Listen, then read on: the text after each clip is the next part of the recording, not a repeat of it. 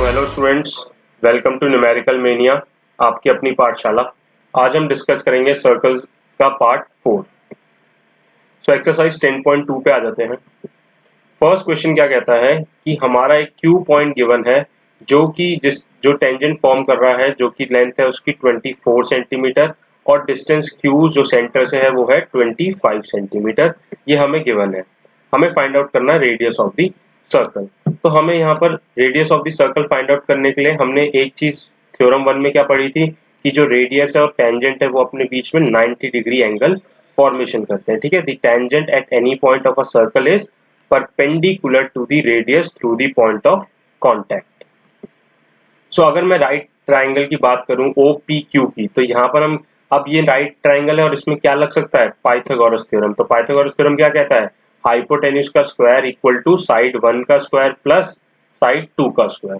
तो यहाँ पर हमारे पास हाइपोटेन्यूज गिवन है, एक साइड गिवन है, तो 25 square equal to R square plus 24 square. और आर स्क्वायर क्या आ जाएगा यहाँ से 49, तो आर स्क्वायर इक्वल टू 49 और we can say R equal to 7 centimetre. तो यहाँ से आंसर आया 7 सेंटीमीटर। नेक्स्ट हम आ जाते हैं सेकंड क्वेश्चन में, जिसमें टीपी एंड टी क्यू दो टेंजेंट्स गिवन है और एंगल पी ओ क्यू हमारे पास 110 डिग्री गिवन है। सो हमने सिर्फ इस चैप्टर में दो ही थ्योरम पढ़े और उसी से सारे क्वेश्चन सॉल्व होंगे। यहाँ पर हमने पढ़ा था कि ये 90 डिग्री होगा और ओ क्यू टी भी 90 डिग्री होगा।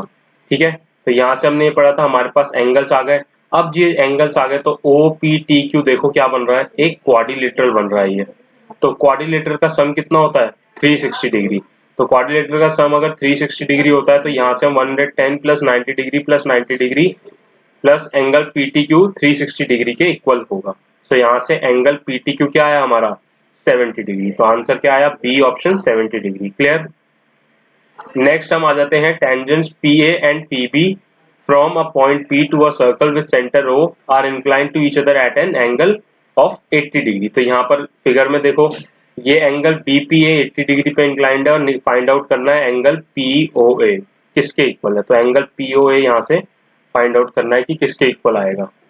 सो हमने एक चीज पढ़ी थी कि centre lies on the bisector of the angle between two tangents. तो रिमार्क्स में हमने थ्योरम 2 में क्या पढ़ा था यहाँ पर कि अगर ये जो एंगल है यहाँ से OP जो है वो इस एंगल को टू इक्वल पार्ट्स में डिवाइड करती है, जो कि 40 डिग्री। एंगल बाइसेक्टर मतलब उसे टू इक्वल पार्ट्स में डिवाइड करेगा। तो अगर ये 80 डिग्री है तो ये 40 डिग्री और ये भी 40 डिग्री। सो अगर यहाँ से एंगल OPA फाइंड आउट करना हो तो हाफ एंगल BPA और यहाँ से एंगल OPA क्या है हमारा 40 डिग्री। और उसके बाद ये हमारे पास 90 डिग्री है, थ्योरम 1 से हमें पता था इसमें 90 डिग्री होता है। तो यहाँ से अगर मैं angle sum property of a triangle लगाऊं तो वो कितनी होगी 180 डिग्री। तो अगर वो 180 डिग्री है तो यहाँ हमारे पास एंगल POA क्या आया 50 डिग्री। तो आंसर क्या हुआ 50 डिग्री। क्लियर। नेक्स्ट हम आ जाते हैं, prove that the tangents draw at the ends of a diameter of a circle are parallel. अब यहाँ पर दो टेंजेंट्स दे रखी हैं डायमीटर के एंड पे। तो अब मुझे ये प्रूव करना है कि ये दोनों क्या हैं, पैरेलल है। तो हमारे पास गिवन क्या है, PQ एक हमारे पास डायमीटर गिवन है जो कि सेंटर O से पास करेगा, जिसमें सेंटर O है सर्कल का। तो अब क्या है कि AB और AB ये हमारे कहां पर है, पॉइंट ऑफ कांटेक्ट क्या है Q और P हमारा पॉइंट ऑफ कांटेक्ट है। अब यहाँ पर कुछ नहीं देखना, बस एक चीज ध्यान रखो कि हमने पढ़ा था थ्योरम 1 में कि रेडियस और टेंजेंट जो है वो 90 डिग्री बनाते हैं और यहाँ भी OQD भी हमारा 90 डिग्री बनाएगा। तो अब ये क्या बन रहे हैं, ये क्या बन रहे हैं ऑल्टरनेट इंटीरियर एंगल्स। तो अब अगर हम यहाँ से देखेंगे तो ये क्या बन रहे हैं ऑल्टरनेट इंटीरियर एंगल्स। ठीक है, ऑल्टरनेट इंटीरियर एंगल्स बन रहे हैं तो ये वाला एंगल और ये वाला एंगल इक्वल हो रहे हैं। तो अगर ऑल्टरनेट इंटीरियर एंगल बन रहे हैं तो ऑल्टरनेट इंटीरियर एंगल बनेंगे तो क्या होगा, ये दोनों lines AB and CD are parallel. So अगर ऑल्टरनेट इंटीरियर एंगल्स होते हैं तो दो लाइंस आपस में पैरेलल होती हैं। So a pair of equal alternate angles also AB parallel to CD। Clear. Next हम आ जाते हैं, prove that the perpendicular at the point of contact to the tangent to a circle passes through a centre. तो यहाँ से अब ये find out करना है कि अगर हमारे जो ये पॉइंट ऑफ कांटेक्ट है ये सर्कल से पास करेगी। ऑब्वियसली यहाँ पर देख सकते हो अगर एक पॉइंट ऑफ कांटेक्ट पे कोई टच कर रहा है वो रेडियस ही होगा। यहाँ से रेडियस पे टच कर रहा होगा, तो अगर वो रेडियस पे टच कर रहा है और रेडियस कहाँ से निकलेगा, रेडियस सेंटर से ही निकलेगा।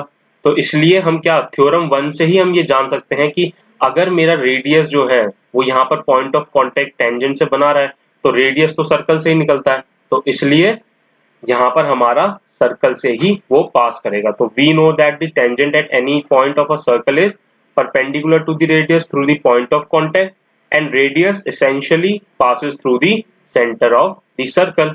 इसलिए हमारा जो यहाँ से परपेंडिकुलर है पॉइंट ऑफ कांटेक्ट का, वो सर्कल से पास करेगा। क्लियर?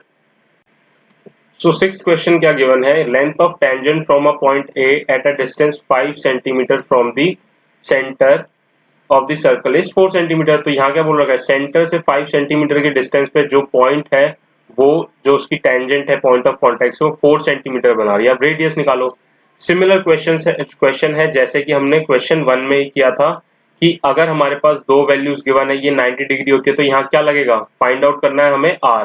तो ये क्या निकलेगा, यहाँ पर पाइथागोरस थ्योरम लगेगा। और पाइथागोरस थ्योरम क्या कहेगा कि हाइपोटेन्यूज का स्क्वायर 5 का square is equal to 4 square plus R square. Clear?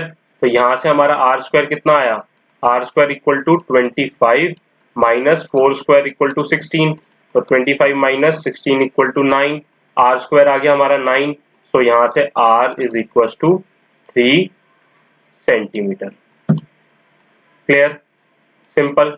यहाँ पर सिर्फ दो थ्योरम्स में ही ध्यान रखना, सारे क्वेश्चंस हो जाएंगे।